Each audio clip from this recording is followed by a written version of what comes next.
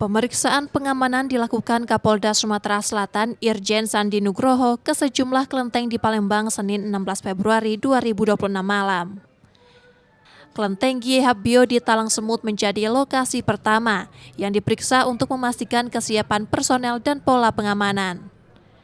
Selain memeriksa situasi Kamtibmas, Kapolda juga menyerahkan bingkisan pada 5 perwakilan petugas dari pengamanan internal kelenteng, Babin Kamtibmas, dan Babinsa. Pemeriksaan kemudian dilanjutkan ke kelenteng Tridharma di 910 Ulu Seberang Ulu 1.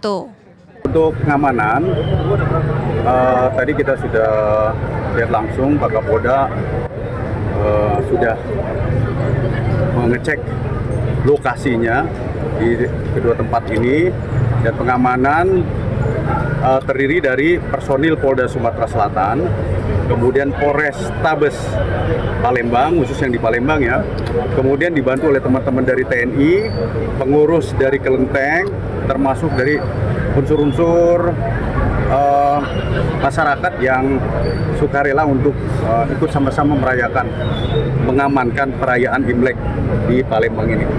Ya, alhamdulillah sampai saat ini situasi aman dan kondusif.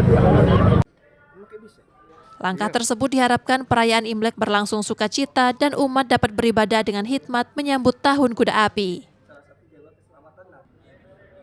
Reski Oktora, Muklas Diferensial, Kompas TV, Palembang, Sumatera Selatan.